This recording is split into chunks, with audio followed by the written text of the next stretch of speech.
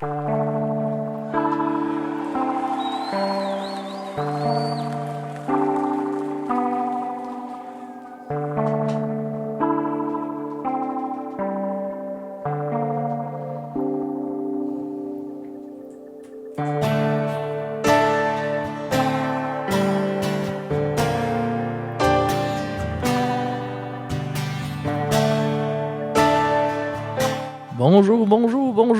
Bienvenue au podcast du bruit à mes oreilles. C'est ici Alex et je suis aujourd'hui en compagnie de mes co-animateurs préférés. Je vous ai menti la semaine passée car aujourd'hui, il est là, Monsieur Chef Tony Magna. Oui. Comment Bonsoir. ça va, mon chef? Ça va super bien, toi, Alex? Ça va super bien. Tes études, ça avance? Ah, toujours aussi bien. En fait, il a fini son examen. Ouais, c'est ça, théoriquement. Ça s'est bien passé, on est content, je touche du bois. Yes, sir. Vous avez pu entendre la belle voix de Monsieur Philippe Skids. Comment ça va, mon fil? Toujours aussi bien. Ça va toujours aussi bien, parfait. Et toi, Monsieur Jacob Gary? Ça va bien, encore hangover, mais... Encore un hangover? 2 semaines. Tabarnak. 2 semaines, bingo. Ben, juste une semaine. Ouais, une semaine là. Hey, mais toi, comment ça va, monsieur? Moi, ça va monsieur super Philippe? bien. Personne t'a demandé. D'habitude, on pose toute la question, personne ne l'a fait. Personne. Je me sens exclu, les gars. Ouais, c'est parce qu'on t'a déjà Non, demandé ça ça la semaine passée. Non, ça va super bien aussi, merci. Cool. Je suis content d'être réuni avec vous aujourd'hui pour parler de Porcupine Tree, le groupe de Monsieur Chef a choisi. Wouhou! Et pour faire changement, ça va être Skids qui va faire la bio. Yep. OK, Porcupine Tree, c'est un groupe qui a été fondé en 1987, dans ces années-là, par Steven Wilson. Puis ce qui est rigolo avec ça, c'est qu'apparemment, il a fait le band en riant. Comme il a inventé un band, il a fait un backstory, il a fait du matériel pour le band, comme si c'était un big band des années 70, parce qu'il a été inspiré par Pink Floyd. Puis comme il a fait un band... Il a complètement inventé une histoire, là, out of nowhere. Puis ça, c'était Porcupine Tree. Fait que il a fait du artwork, il a fait des chansons carrément avec un de ses chums. Dans le fond, son chum qui était Malcolm Stokes. Les deux ont parti le projet ensemble, mais c'était vraiment plus Steven qui leadait l'affaire. Malcolm, Mais d'après moi, c'est pas mal lui qui compose pas mal tout. Hein. Écoute, c'est qui a fait la bio? Hein? Non. Vas-tu me laisser faire ma job? Là? Hey, calme tes nerfs. Non. Ouais, mais t'as raison, non, c'est surtout pour le début. Monsieur Sopolé. Monsieur Enchanté. Philippe Skids Sopolé. À tous les jours. T'es jamais là, arrête. Je pense qu'il faisait affaire à croire aussi qu'il avait joué genre avec Pink Floyd. Ouais, ça. Non, c'est ça. Il inventait comme des histoires qu'il avait fait des gros shows, là, des gros festivals et compagnie. Fait que c'est quand même drôle, mais pour comme backer ça, il a enregistré des tunes, fait de la musique, puis tous les 2 premiers CD d'ailleurs, c'était exactement ça. C'est complètement inventé, sorti nulle part, puis il a décidé de faire de la musique à travers ça. Pendant qu'il y avait un autre band avec qui il travaillait qui s'appelait No Man qui roulait, il y avait comme ce projet-là sur le site qui était... C'est tellement weird comme idée, là, fantastique de faire comme je vais faire un band qui n'existe pas. Puis finalement, ça a blow out, puis là, ils ont fait comme 9 CD. Fait que, fast forward, comme 17 ans après ça, il a trouvé des gens pour poursuivre sa folerie. Là-dedans, il y avait Richard. Pendant 17 ans, il était tout seul? Non, c'est ça. Il a été 2 ans, il a été à peu près 2-3 ans tout seul. Il a enregistré 2 albums par lui-même, justement, dans cette vibe-là. Puis après, en 94, il y a Richard Barberi, Colin Elwyn puis Gavin Harrison qui s'est rejoint à lui. Il a enregistré une coupe de CD. Finalement, Chris Maitland, il est parti. Bref, ça pour dire qu'on parle de Fear of a Blank Planet. Je suis pas bon de compter des histoires. Pourquoi c'est moi qui fais ça? C'était pas pire. Ok, c'est ça. C'est pas intéressant, Philippe. Cool. Hey, merci, ça m'en montre le moral. Je trouvais ça à chier. C'est bon. En 2007, ils sortent Fear of a Blank Planet, qui est un CD... on va en parler, fait que je vais pas nous voler toutes nos informations, mais c'est assez impressionnant. Ça a été écrit étonnamment. Comme tu disais, Steven Wilson, il y a beaucoup d'importance dans l'écriture de leur histoire, dans le fond. Mais ça, c'était quand même pas mal partagé, l'écriture de ce CD-là en tant que tel. Parce que, entre autres, Steven Wilson, pendant une partie de l'enregistrement, puis de l'écriture, en fait, il était en Israël, il était à Tel Aviv, pendant que le reste du band était à Londres. Puis comme il travaillait... en même temps. Ça a été aussi enregistré dans le fond à Tel Aviv et à Londres en simultané. Fait que c'est ça. Ils ont combien d'albums en carrière? Je pense qu'ils en ont un peu. Wikipédia, save my butt. Il Non, me semble. 9. Ouais, c'est ça, 9. Fear of Blink Planet, c'est leur 8e. Exact. Merci, Laurent Jacob. Dernier. Sorti en quelle année? On a dit? 2007. 2007? Ouais. Puis leur J'ai dernier vu album, passer. il date 2009. 2009, Fait que- exact. Ouais, mais ils ont arrêté de se produire en 2010. Ok, je sais pas. Ouais, le band est actif de 1987 à 2010. Ben oui, toi, je viens de voir ça. Ouais, mais Stephen Wilson, il a pas arrêté. Il a eu une carrière solo par la suite. Là, puis, Ouais, mais là, C'est- on c'est- parle de Ouais. ça de Porcupine Tree. Arrête de sortir du sujet d'origine. c'est à moitié de ça. C'était pas mal connecté comme sujet, moi, je pense. Ça avait oui, plus absolument, rapport c'est une que joke. tout ton temps. Hey, va chier. Bref, c'est que c'est ça l'histoire. Sinon, est assez étendue l'histoire de Fear of a Blank Planet, ça vous, de Porcupine Tree, fait que je vous invite à aller regarder ça. Vous avez vu c'est quel leur album le plus vendu? C'est le dernier, c'est The Incident. Non. C'est Ben- Dead Wing, publié en 2005, l'album le plus vendu à date. Ah ben, on n'a pas même pas à jouer Wikipédia. Ben, en tout cas, je l'ai ici. Là. Voulez-vous continuer dans cette. Puis parenthèse, ça on, sert va à juste, rien. on va juste nommer les membres parce qu'on t'a pas C'est nommé déjà les fait. membres. Oui, il Ouais, t'a nommé. tu les as déjà tous fait. nommés? Tu l'écoutes pas quand tu Tabarnak, parles. j'étais concentré à d'autres choses. Pourtant, j'étais T'avais-tu pas en train un de petit me onglet crosser. spécial? Ouais, c'est ça. T'avais-tu un petit onglet spécial sur ta tablette? Mais non, Ouais, si, pourtant, t'étais non. pas- C'est 4 gars dans une pièce.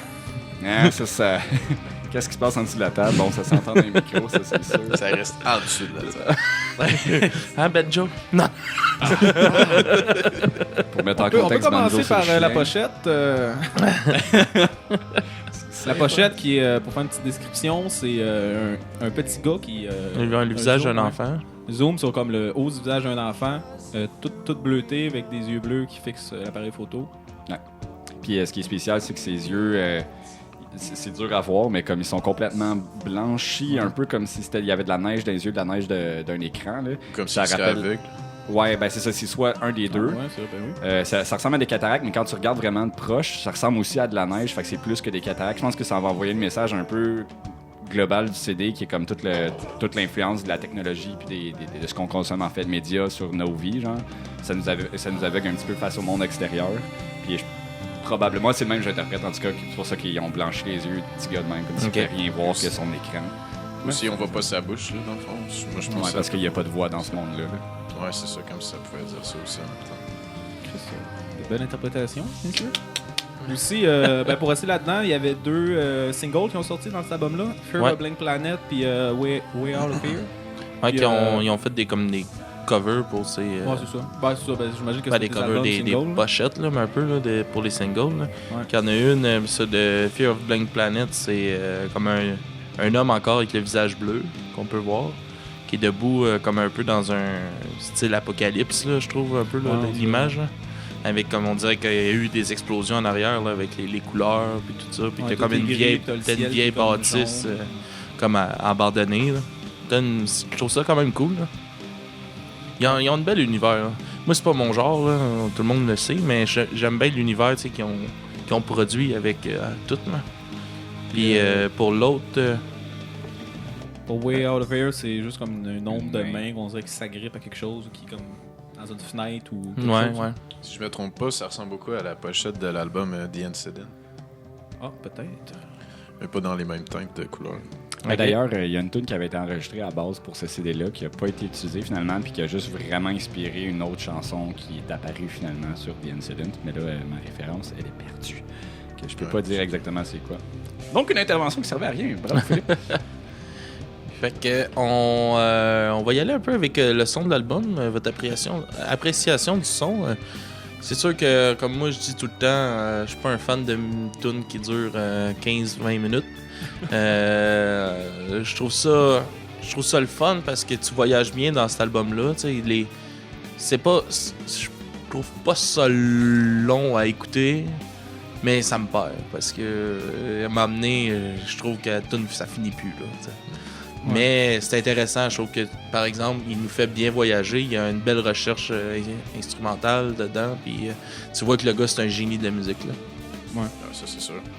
Mais Ben, c'est des très, fois, j'ai de la misère avec les chansons qui durent 17 minutes. Là. Mettons comme du Dream Theater, je trouve des fois, tout je me perds. Mais ce que j'aime de Porcupine Tree, par contre, c'est que la tune dure 17 minutes, mais des fois, t'as l'impression qu'il y a comme 3-4 tunes dedans la c'est chanson, ça, le mais secret ça du suit prog, pareil. Ouais. Ben, c'est ça. Moi, je trouve qu'ils sont vraiment très forts en storytelling musical. Là. La plus petite tune, elle dure 5 minutes. Le reste, c'est tout 5, 7. Puis 17, la plus longue tune qui est Anesthesize, qui est folle. À mon avis, elle est vraiment très bonne. Ben c'est ça, c'est comme toute l'évolution à travers ça. C'est du prog à 100%. C'est justement elle qu'on entend là, en background. Là. C'est ça. Moi, je trouve ça vraiment le fun. T'as toutes sortes de notes, toutes sortes de vibes à même une chanson. Ça te fait justement voyager, comme tu disais, Alex. Puis ça, je trouve ça vraiment le fun dans une tune. Puis ça, c'est super bien maîtrisé. Puis je trouve que ça s'apparente à du Dream, comme tu as dit, mais ça n'a pas la prétention de Dream, justement. Comme Dream, ils vont venir te smasher la face avec un solo à plus finir. J'ai trouvé que c'était pas mal moins métal. Ah, c'est pas métal. Que Dream. Là. Moins technique. Prog rock, là.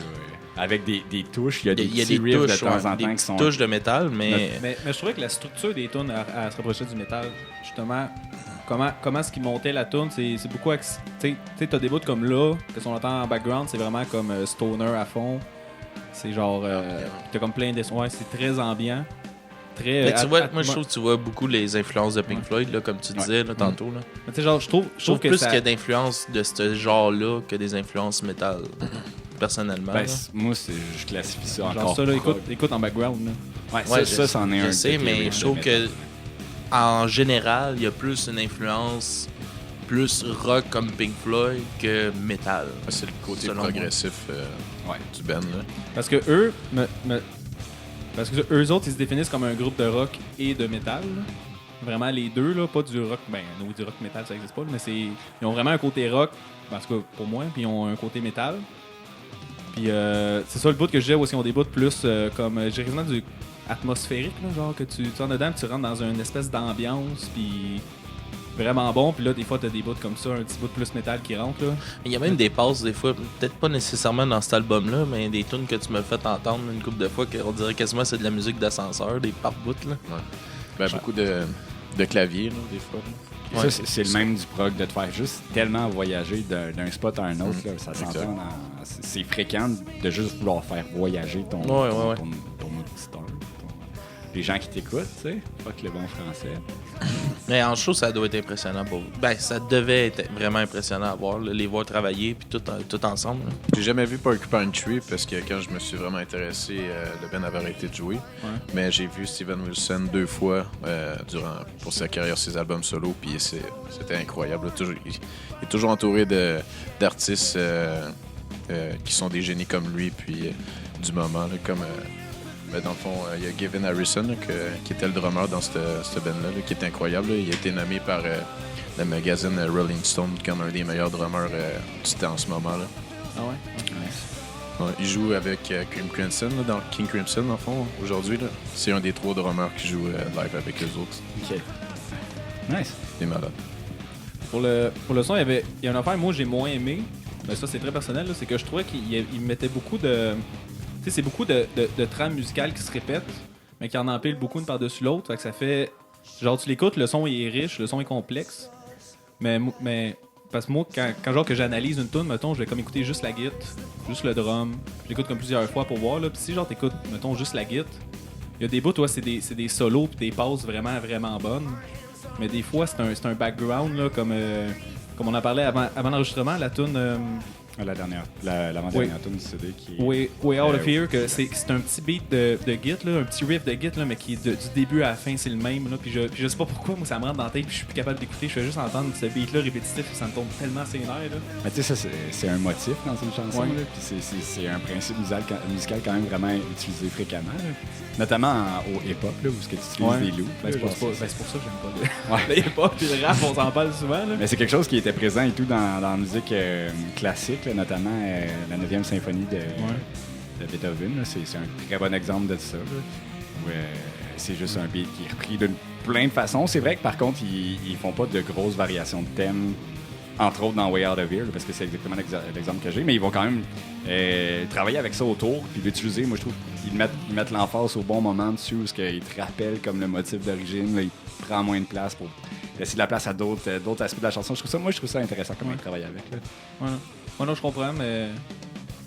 Je sais pas, c'est juste que... Ouais, comme que je dis, c'est juste que moi, ça... Je sais pas pourquoi, ça vient pas te chercher. C'est peut-être un trou d'attention, là, mais je stick tellement, là, puis genre... Ça finit, j'aime plus la tune à cause de ça, là, mais tu sais, il y en a c'est parsemé dans l'album, là, mais c'est pas ça en majorité, je dirais. Là. Mais bref. Sinon, comme que je dis, les bouts de métal, le drum, je le trouve excellent. Ouais. La guitare aussi, les bouts où est-ce que la guitare se donne, elle se donne, puis les solos sont débiles, puis c'est... Ça, j'ai trouvé ça excellent. Ah, c'est tous des hosties de musiciens, là, pour vrai. Là. OK. Est-ce que vous aviez noté des thèmes comme de thématiques, mettons, des paroles? Parce que à base, comme le nom du CD, Fear of a Blank Planet, c'est un jeu de mots sur Fear of a Black Planet du groupe hip-hop le Public Enemy. Puis ça traitait genre du racisme dans le fond de la société des States, entre autres, puis de comme le pouvoir qui était accordé aux Noirs, genre. Ben, enfin, non, le peu de pouvoir qui était accordé, puis que le monde, justement, avait peur d'un uprising. Puis c'était ça un des thèmes de ce CD-là. Puis c'est réutilisé dans ce CD-là, dans le sens où là, c'est la société, puis la société de consommation, la technologie, puis surtout les médias. Plus qu'on consomme de médias, ça vient un petit peu enlever comme le spirit à la vie quotidienne. Puis c'est ce qui essaie de dire avec Blank Planet, je pense qu'il est absent de sentiments, peu importe. Là. Moi, je trouvais qu'il tournait beaucoup alentour d'un enfant bipolaire. Là. Ouais, c'est une thématique. Mais au début, il en parle, puis ça revient comme une histoire, à toutes les tunes, puis genre... un ado qui a l'air d'avoir des problèmes dans sa vie, puis qui, il parle beaucoup de prendre des pilules, puis justement, ben c'est ça, je sais pas si c'est une métaphore entre justement qu'est-ce que tu viens de dire, la surconsommation des affaires de même, puis genre les médias, puis tout. Ben, c'est tout ça, comme à quel point en tout cas, moi ce que j'ai lu, puis avec les paroles, puis aussi comme les interprétations qu'il y a sur Wikipédia puis sur le net, c'est comment aussi la technologie est venue créer des problèmes comme les troubles d'attention, puis la bipolarité, ou comme l'a fait apparaître, puis comme conscientiser les gens face à ça. Là. Ça en traite effectivement beaucoup. C'est même inspiré d'un livre de Bret Easton Ellis, qui est Lunar Park. Tu as fait une grosse recherche. Ben écoute, j'ai fait ça devant moi, ça fait que je viens pas. D'ailleurs, toute la chanson My Ashes, c'est un hommage à ce livre-là. Puis dans le fond, ça parle de comment le père, à la fin, qui a perdu sa vie, qui a été mis en cendre, puis qu'après, ils font juste étaler les cendres dans un champ. Puis il compare ça à comment il perd sa mémoire dans le roman. Là. Comment il perd les mémoires de son père ou peu importe, puis comment genre, ça peut être vraiment éphémère au final parce qu'il regarde les cendres s'en aller, puis c'est un gros sentiment de nostalgie qui fait naître dans le personnage principal qui est le fils, dans le fond. OK. Ah, c'est intéressant. Moi, j'ai vu ça plus comme une représentation de la jeune génération d'aujourd'hui, là, après 2000, mettons. Là. Ouais. Parce qu'il y a beaucoup de surconsommation dans le fond, comme tous les thèmes que vous avez dit, au niveau de la télévision, les jeux vidéo, les pilules. On voit des fois aussi une quête d'identité. Là. Ouais, aussi. Ah, je faisais signe du pourquoi que c'est important, un pied comme ça. Parce que c'est plus facile si tu vas regarder tes notes et regarder les autres. ça va faire un bon moment de podcast. Ben oui, c'est pas grave. Allez sur Patreon. On a besoin de cash pour s'acheter un stand à micro. On a 3 pièces par mois, hein? Merci Henrik. Envoyez-nous de l'argent. C'est un cadeau de Noël, mettons. Là. Ben c'est ça, puis des bons... Je trouvais que c'est quand même des bons textes. Il y avait... il y a aussi des paroles... Il y en avait qui étaient assez imagées puis très nébuleuses. Ouais, ça laisse vraiment place à l'imagination. C'est pour ça que j'ai dit je pense que ça parle de ça, parce que ça parle un peu de ça, mais ça a l'air de mélanger plein d'affaires, puis justement tu peux faire... J'ai l'impression qu'il y a beaucoup de métaphores, puis que tu peux interpréter plusieurs choses avec ces paroles-là. C'est pas de l'écriture littérale, je pense. C'est écrit un peu comme un poème au final, où ça laisse vraiment beaucoup de place à l'interprétation pour quiconque l'écoute, puis quiconque le lit, puis s'y intéresse pour vrai, puis ça peut faire naître en toi. Mais tu sais, tout est plus complexe qu'est-ce qu'ils ont fait. Tu sais, mettons même les vidéoclips, là, ils appellent ça des films. Tu sais, tout... je pense que ça fait partie de l'identité du band, là, de pousser comme l'art à un autre niveau, puis ta réflexion à un autre niveau quand t'écoutes. C'est vraiment le fun. Déjà, en plus, je veux dire, l'album, c'est une critique de la consommation de médias, puis la musique, c'est du média. Fait que il y a déjà un paradoxe par rapport à ça à base, parce que je pense qu'ils attaquent ça aussi pour essayer de rendre leur propre média un petit peu plus complexe, puis comme justifier la présence de leur CD sur le marché, qui va faire comme lui, il a une valeur. Lui, il pousse la réflexion, puis il va te chercher comme à te faire devenir un meilleur humain ou peu importe. Genre. Je pense, peut-être. Écoute, ça, c'est mon analyse. C'est une très belle analyse. Ouais, puis là, on a parlé un petit peu du vidéoclip, là, on a survolé. Là. On a fait un vidéoclip pour Fear of a Blank Planet, dans le fond, la première tune qui venait avec l'album. On en a parlé un petit peu avant l'enregistrement, là, c'est qu'ils ont fait un album de luxe, qu'à l'intérieur, t'avais Anesthetize live qui dure comme sur 17 minutes. Là. Tu l'avais version live vidéo. T'avais sur le clip de Fear of a Blank Planet, qu'eux, ils ont comme appelé ça un film. C'est pour ça que moi, ça m'avait mélangé. J'étais pas sûr si c'était vraiment un film de comme une demi-heure sur ça ou si mais non, c'est vraiment un vidéoclip. Puis il y avait une version non censurée que j'ai jamais réussi à trouver. Okay. Puis ben, en fond, on n'a pas réussi à trouver. Puis, mais le clip, il est vraiment... c'est assez troublant. Justement, ça reprend beaucoup les thèmes de cette chanson-là, Fear of a Blank Planet. Là, ça parle d'un ado qui s'enferme, qui joue aux jeux vidéo, puis tout. Puis à un moment donné, c'est ça, il dit... comme une espèce de métaphore, à un moment donné, il dit genre qu'il trouve un gun juste pour passer le temps. Il joue avec son gun, mais c'est juste genre, what the fuck? Ouais, c'est-tu un fusil? C'est-tu une allusion sexuelle ou quelque chose? Mais on sait pas. Mais dans le clip, je trouve qu'ils ont vraiment bien représenté genre la bipolarité. Ouais. C'est bizarre parce que tu vois le gars, tu vois l'ado avec sa gang d'ados, puis pour de vrai, ils font c'est une gang d'ados puis ils font peur, genre. Puis des fois, ils font juste brouiller leur tête. Leur tête, elle se met à comme... Ils mettent beaucoup genre, ils brouillent puis ils bougent comme si genre le cerveau allait... Comme si genre tu commençais à penser trop vite ou que ton cerveau marchait l'anxiété plus. Un peu, ouais, genre, tout ça. Mais en tout cas, c'était super artistique, c'était beau puis... C'est ça, le clip finit, le petit gars il marche avec un fusil vers une école. Fait que je suis comme, oh tabarouette. Ça finit hard. Ouais, ça finit troublant. Là, après ça, j'ai complété, je sais pas, je veux voir le non censuré. Là. En tout cas, c'est ça, super artistique. Je trouvais que ça fitait vraiment bien avec cet univers-là, puis le son, puis tout. C'est ça que j'avais à dire pour le vidéoclip aussi. Ah, c'est définitivement très dark. Là. Si on peut lire des paroles. Ben, l'album est pas mal dark. Là. Ouais, ça c'est sûr.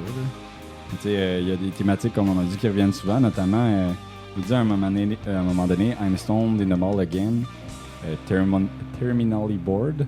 Genre, l'ennui revient souvent dans ce CD-là aussi. Genre, c'est ça qui vient. Ils essayent de remplir leur esprit avec toutes sortes d'outils qui est, dans le fond, les médias, justement, sur consommation et compagnie. Il dit genre, Xbox is a god to me. C'est dire, tu sais, comme ça, son Xbox, c'est rendu qui détermine un peu son avenir. Comme. Puis toutes ces façons aussi d'essayer de... J'ai l'impression que, dans le fond, il exprime le vide que tu ressens dans toi, dans le monde qu'on vit en ce moment. Tu sais. Il n'y a rien qui vient remplir ce personnage-là à base, puis il cherche toutes sortes de façons de le remplir, puis c'est pour ça qu'à la fin, il pick up un gun. C'est ultra dark. Il y a une grosse réflexion à faire là-dessus. Là. Ouais, puis... je trouve que c'est ça. C'est tout le temps interprétation personnelle. Là. Tu peux l'interpréter tellement de différentes façons. Là, qu'est-ce qu'ils ont fait, leur texte, puis tout. Là. Ouais. Puis ça... Ben... mais il y a... Genre, pendant tout l'album, il y a cette métaphore-là de la pilule. Tu sais, à un moment donné, il dit je pense que les pilules, ils me font. Genre, ça me fait du mal. Je sais pas, je devrais les prendre. Je pense que je suis tanné de les prendre. Puis après ça dit genre que ça amène à rien. Puis en tout cas, non, c'était cool.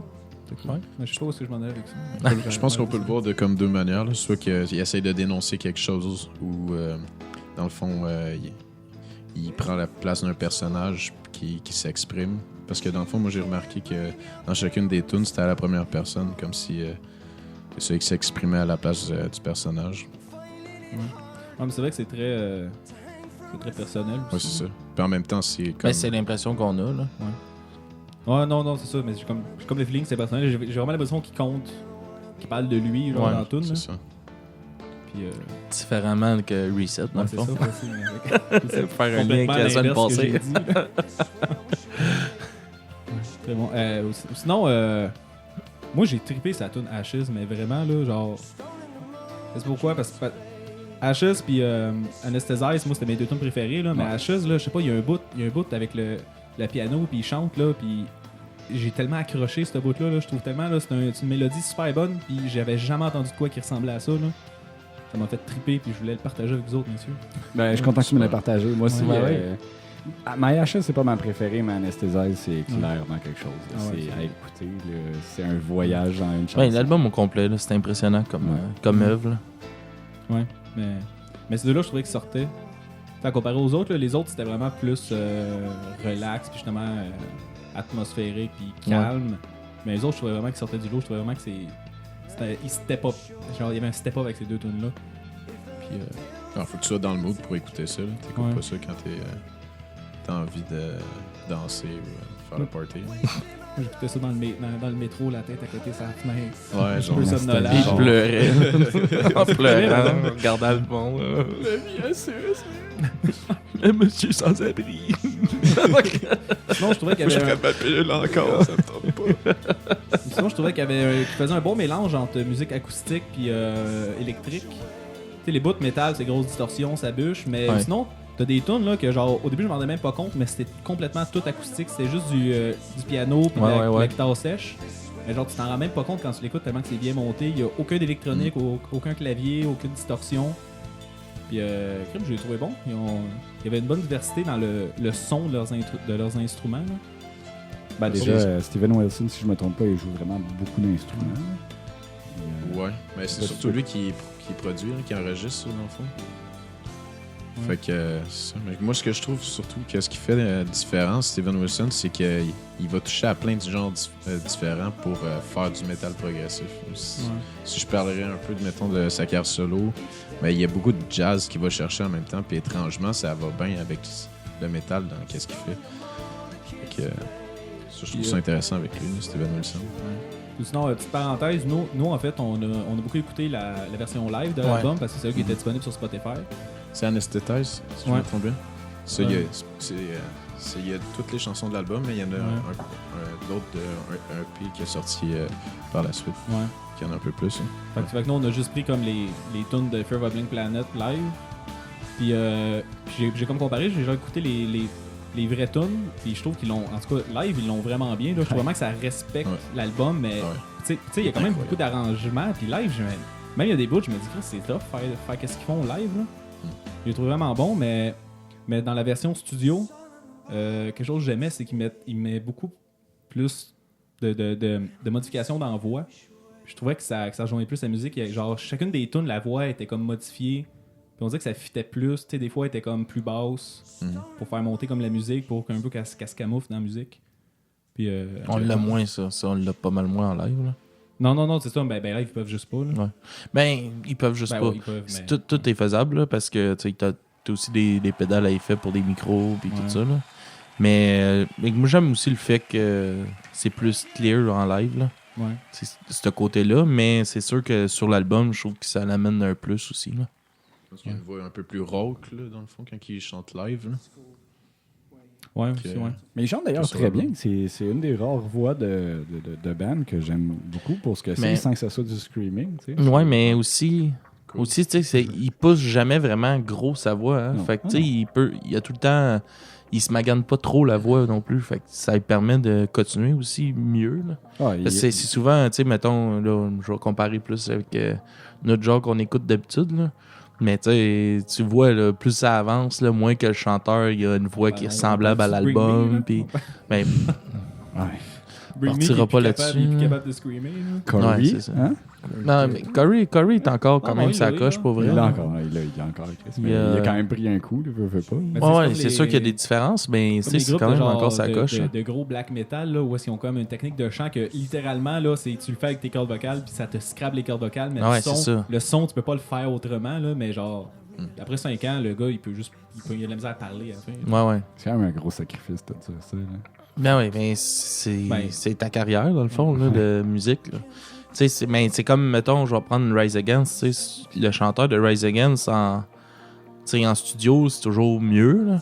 Puis tu l'entends en live, tu vois là, que ça commence à rusher sa voix. Mais si t'écoutes ce qu'il a fait depuis le début, c'est souvent du high pitch puis tout ça. Fait que c'est sûr que ça magane. Puis en show, dans les premiers temps, Chris, il était sa coche. Puis ça sonnait comme sur l'album. Là. C'est sûr qu'aujourd'hui, le monde, souvent, c'est ça le défaut qui amène au band. Mais câlisse, là, si j'ai une chance, là, quand tu joues avec ta voix de même. Là. C'est parce qu'il y a des bands aussi qui jouent comme... il y a eu Asking Alexandria, qui mettait un CD avec un screaming de malade. Puis là, t'arrivais en show, puis il n'y avait aucune présence. Là. Il poussait pendant une chanson, puis après ça, le show était fini. Il y avait il y avait de la présence. Il y avait de la présence, non, c'est ça, mais... Il y en avait 3 manies. Il part à courir dans la foule, il revient, il était soufflé, puis capable de chanter. C'est comme mais toi en forme ou cours pas comme un épée. Là, il fait chanter plus la foule que lui. Ouais, ben c'est ça, c'était juste de la mauvaise représentation. Là. Pour de Ouais, vrai, c'est là, ça qui est dommage. Ce show-là, là, parce que c'était genre Breakfast qu'on les a vus, là, pour de vrai, c'est un des pires shows que j'ai vu toute ma vie. J'ai tellement été déçu. Là. Je pense qu'après ce show-là, j'ai plus jamais écouté Skanks New York. Je les ai bloqués dans ma tête, j'ai fait non. Moi, je les ai revus quand ils ont changé de chanteur, là, Ouais. au Heavy, parce qu'il y avait rien d'autre qui jouait en même temps que je connaissais. Puis le nouveau chanteur était quand même bon, par exemple. Danny Warsnap? Bah, je sais pas si Peu c'est son importe. nom, là. Parce que je savais pas qu'il avait changé. En tout cas, Ouais, c'est ils ont changé de chanteur. Peu importe, j'aime quand même pas ça. Je suis fâché contre eux encore. Bref. C'était Bref. ça pour Sking. Ouais. Fait que nos moutons, hein. Ouais, fait que avez-vous d'autres points que vous aimeriez à ramener sur votre appréciation de l'album, ou on peut passer à vos notes? Là? Chef, ça dit quelque chose d'autre à dire? Moi, faites le tour de ma petite banque. Yes, bon, on est good. Fait que ben, je vais commencer le bal. Moi, j'ai mis un 8 sur 10 sur l'album. C'est pas mon genre, ça rentrera pas dans mon écoute habituelle, mais je suis capable de reconnaître du talent quand on en voit, puis quand on écoute. C'est des gars, ben, c'est un gars, le Ben est un Ben très talentueux. Pour le monde qui aime ce genre-là, je pense que ça doit être un des must dans ce style-là. Mais personnellement, moi, ça vient pas de mon genre. Ben, un 8, c'est quand même une bonne note dans ces conditions-là. Ouais, ça. Good C'est job. la première fois que je t'en entends. Parle dans Non, il y a ton déjà micro, de- s'il vous plaît. Il a déjà donné Non. des notes. Il a déjà donné des 10. Pas depuis que je suis là, peut-être bien. Ouais, il donnait un 10 à Bring Me. Non, J'étais pas là.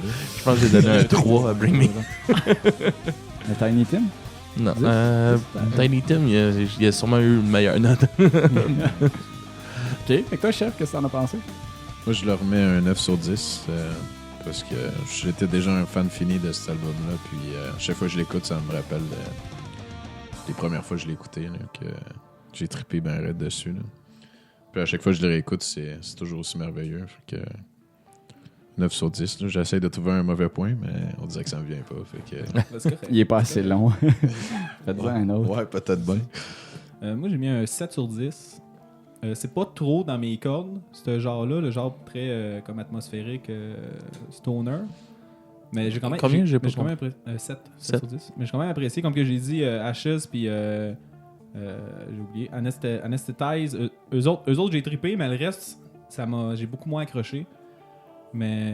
Puis il y a une affaire que je déteste, là, c'est quand tu mets des orchestres de violon en background. Là. Eux autres, c'est sûrement du clavier, là, mais. C'est du Mélotron, je pense pas qu'il y ait d'orchestre dans Non, mais tu sais, un genre de fond de violon, là. Ouais, c'est un Mélotron. Je déteste. Ah, c'est tellement cheesy. Il y en avait partout. Bon. Ouais, c'est Moi, j'ai des barrières. J'ai quelques barrières. Faut pas dépasser. Ouais, Pas des violons. t'en as quand même pas mal. Le monde dit que je suis difficile, là, mais c'est vraiment lui qui On était est assis en tous face de des moi, il princes. l'épée. On est toutes des princesses. Et toi, mon Skids? Moi, c'est un 9. J'ai vraiment aimé le CD. J'ai été impressionné par l'œuvre en général. Je trouve ça hilarant que le Ben soit né comme de nulle part, que ce soit un Ben fantaisiste. C'est quoi ça? C'est quoi ce gars-là, man, qui s'invente un Ben et qui donne une histoire avec Pink Floyd? Solide. Je suis vraiment impressionné. Puis hey, ça a quand même duré longtemps, là, 87. 7 à 2010. Ils n'ont jamais fait ben de publicité, là, ils sont toujours restés mainstream. Ouais, c'est ça. Comme Wikipédia avait l'air de dire que ce CD-là, c'était super bien vendu, puis c'était comme 250 000 copies. Fait que dans le monde réel, là, c'est pas énormément de copies quand t'es un band qui a énormément de reconnaissance. Fait que c'est rigolo, pareil. Good job, Porcupine Tree. Good job, Steven Wilson. Yes! Fait qu'on va passer à notre petit moment des spectacles de la semaine. Oui. Qui nous fait ça cette semaine? On devrait le déterminer avant. Ah, pour qu'on arrête d'avoir des Je peux le surprises. faire. Vas-y, Je peux ouais, le moi, faire. ça l'aude pas. Donc là, la semaine du Chris, gang. 23. On a oublié de dire que c'est Noël. 24. Hey, joyeux! Ben, c'est demain. C'est demain. Joyeux On est Noël. 24, On vous souhaite joyeux on a Noël, veille ben de oui. Noël. On va vous faire un petit bon spécial cette réveillon. semaine. On va écouter un album de Noël sur le fly, puis on va Ouais. faire la critique en même temps. Ouais, on s'est dit que pour notre Patreon, on allait faire des un peu qu'est-ce qu'on fait là, des critiques d'albums, mais sans l'avoir écouté avant. Qu'on le met, puis pendant qu'on l'écoute, on la commente. Puis on s'est dit qu'on allait vous faire un petit cadeau, on allait faire un album de Noël. Là, je sais pas trop si on en avait parlé avant, mais je vais le dire live, comme ça va être officiel. On va faire l'album de Noël de Michael Bublé. J'aimerais qu'on inclue aussi celui de le petit EP que Goldfinger ont sorti aussi. Ok. On en jasera ça dans la réunion de prod. Vous irez voir notre Patreon, ça risque Caroline. d'être assez drôle parce que vous avez pas vu la face à Philippe quand j'ai dit Michael Bublé, mais je l'ai vu puis je pense que ça va être drôle. Mais moi, je pense qu'on veut pas le faire parce que je l'ai déjà écouté, ces CD-là. Ouais, Il y aura On- aucune surprise. On l'a mis à l'appart pendant qu'on montait sur la fin. On l'a mis aussi pendant qu'on mangeait une raclette. Là. Je voulais tuer tout le monde. C'est romantique. Non. Ok. Donc, les shows de cette semaine. Karaté, karaté, karaté. C'est ça. En fait, cette semaine, on a juste karaté. Donc, le 27, c'est karaté à Saint-Jean-Port-Joli, à la microbrasserie Ralbock. Ah, les gens. Que c'est une esti de belle place. S'il y a des gens qui vont là, ramenez-moi deux brettes en or, s'il vous plaît. Je pense pas que tu peux acheter des trucs. Ouais, Il te faut des growlers. En tout cas. Gars, Bon. achetez-vous. Sinon, Comme le nous, 28, donc vendredi, ils vont jouer au bar Le Moulinet, ou le seul spectacle Le Moulinet à Terrebonne. Et le 29, samedi, ils vont à Shop Wabasso à Shawinigan. Et le 30, dimanche. Un bon gin, le Wabasso. Ah oui? Ah, d'accord. Le 30 décembre, mon oncle Serge et WD-40 au Fofone électrique. Que. C'est ça, ouais. C'est ça. Hey, fun fact sur les faux-faunes électriques. Là. Quand je commençais à sortir là-bas, puis j'en ai parlé à ma famille, là, j'ai déjà des gens dans ma famille qui vivent à Trois-Rivières et qui ne savent pas ce que sont Ouais, tout le monde les pense faux- que c'est un bar de danse. J'étais convaincu que c'était un bar de danseuse. Puis là, Aussi, moi, je j'ai comptais déjà ça à entendu table. ça. Puis, ben, tu sais, il y avait mon grand-père, puis tout. Fait que c'était un beau moment, là, où tout le monde me jugeait comme assez violemment de partager publiquement que j'allais dans un bar à fesses. Fait que, fallait que je clarifie ça, mais je savais pas, en fait, que c'était un problème jusqu'à ce que mon cousin me dise « Hey, pourquoi tu comptes à tout le monde que tu vas dans des bars à tâtons? » Fait que c'est ça. C'est mon anecdote pour Fun électrique, tout le monde. Mais ça arrive souvent. Tout le monde pense ça à cause du nom. Là. Moi, je connais un gars, il s'est fait étrangler par un bouncer, puis il s'est fait pitcher en bas des marches. Qui ça? Toi, est-ce Moi aussi. Je me suis pas fait pitcher en bas des marches. Non! Non. J'étais totalement à jeun. C'était moi le chauffeur Non, désigné. non, ça, mais juste que le bouncer. Mais il essayait de. Ouais, il essayait de. Ouais, il a sauté. Je me suis fait pousser dans le trash, puis j'ai revolé dessus, là, à la fin, là, quand il essayait d'arrêter. Moi, j'allais vous rejoindre. Et il m'a sauté dessus, puis ouais, c'est ça. J'ai eu les traces de ses mains en bleu dans ma gorge. Bon, ça, ouais. Il a tout déchiré mon linge, lui aussi. Hein? Mais il est peut-être en famille à chef. Reback de la semaine passée encore, là. On se demande pourquoi ils ont fermé. Parce qu'on a perdu leur permis d'alcool pendant 2 semaines, je pense, à cause des bouncers étaient trop violents. Ouais. Dans- Il y a eu trop de plaintes, ou je sais pas si Ben il y a bon eu pour eux quelque autres, pour chose, vrai, mais- là. Puis ça m'a donné, faut que tu saches te contrôler, là, quand t'es bouncer, là. Je comprends que c'est une place de punk puis il y a des trash, là, mais Chris. Ils se prennent vraiment pour... Ben, surtout qu'en plus, tu sais, j'ai même pas montré aucune résistance à rien, tu sais, je les laissais faire parce que je savais que, de toute façon, si je commençais à faire quelque chose, j'allais en avoir une coupe qui allait me sauter dessus, mais il y avait un autre bouncer, man, qui a sauté sur le bouncer, qui essayait de l'enlever, puis il disait que j'avais rien fait. Ça, c'est de la cohésion en tant Ok. qu'équipe, là. Genre, ils savent ce qu'ils font sur un ouais. temps. Suivre les mêmes lignes directrices. Mais c'est très le fun, conseils. les fouf, par exemple. Oui, c'est cool. Ah, c'est le fun. Ça Mais reste je pense le fun. que des fois, les barman sont autant intoxiqués. Pas les barman, les bouncers bouncers, sont ouais. autant intoxiqués que les clients, là, par bout. Il y en a qui sont Ouais, pas. sûrement, pour vrai. Bon, fait que, on va se laisser là-dessus. Allez liker, partager, Facebook, Instagram. On s'est-tu fait un Twitter? Non, pas de Twitter. Non, Lâchez Twitter. le petit Twitter, là, la joke est plus drôle. C'est là, mort. Non, Chris, on va garder ça jusqu'à. OK, jusqu'à ce qu'on ait des commentaires qui nous disent là, arrêtez de dire Twitter. Là. Moi, je vais S'il vous continuer à plaît, aimer Twitter. s'il vous plaît, dites-leur. Vous êtes plates, les boys. Arrêtez. Fait que c'est ça. Un petit shout-out à Henrik, qui est notre seul Patreon en ce moment. Puis, ben, on va vous souhaiter Un joyeux Joyeux Noël. un joyeux Noël. Puis, est-ce qu'on leur souhaite une bonne année aussi? Non, il ne Non, mérite pas non. ça. Oh non, parce qu'on a un épisode de 31. OK. Ouais. À la semaine prochaine. Ciao, Yes, ouais, ça Joyeux va être Noël. un beau petit review de notre année 2018 qu'on va faire aussi. Fait que ça va être cool. Ça va être cool, on va être le fun. On va avoir un Ben qui va faire des petites perfos acoustiques durant qui s'appelle... J'ai un blanc du nom du band, je vais vous dire ça dans 2 petites secondes. Ça fait plus que 2 secondes. là. Hey. Un beau moment. Au moins, il y a de la podcast. bonne musique en background. Honnêtement, sinon, ça serait pénible. En plus, je pense que c'est la fin de l'album. Ouais. Ah oui, puis les auditeurs pour la... Everything From, Ok. qui vont être là en acoustique avec nous autres. D'accord. Fait que, on se voit la semaine Ouais, puis prochaine. on vous puis- laisse sur la chanson Fear of a Blank Planet, qui est la première chanson de l'album et aussi le nom de l'album. On trouvait que c'était la tune qui représentait plus le groupe. Elle dure 7 minutes, 7-8 minutes. Ouais, fait c'est que ça, fait qu'on- on en met juste une, puis Assez une longue tune, là. Fait que, on Après- se laisse là-dessus. ouais, appréciez. Au revoir tout le monde. Bonne semaine. Bye les petits loups. Bye. Ciao, ciao.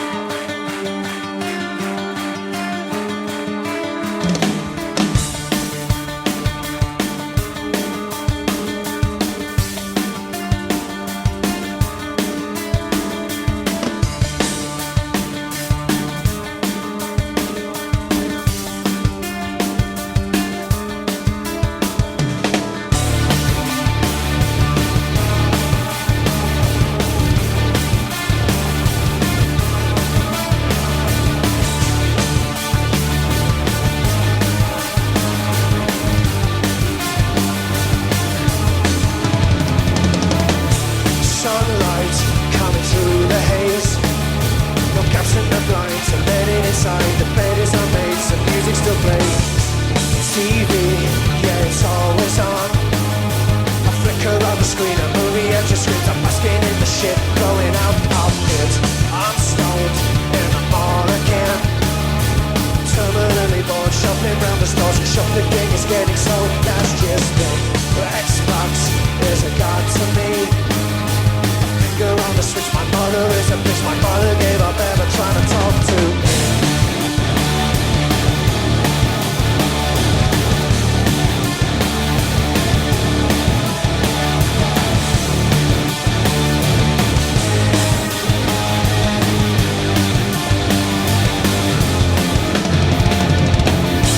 Don't try engaging me.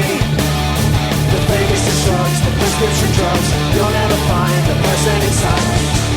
My face is marked on. Curiosity is giving up on me. I'm tuning out these eyes and there's on the rise. How could I be sure I'm here? The pills that I've been taking confuse me. I need to know that someone sees it. There's nothing left, I simply cannot see it. I'm through with pornography. The action is tame, the acting is lame. Explicitly dull, arousal alone. Your mouth should be boarded up. I'm talking all day with nothing to say. Your shadow violations on this technique. My friend says he wants to die. He's in a band, they sound like Pearl Jam. The clothes are all black, the music is fast. In school, I don't concentrate. The sex is kind of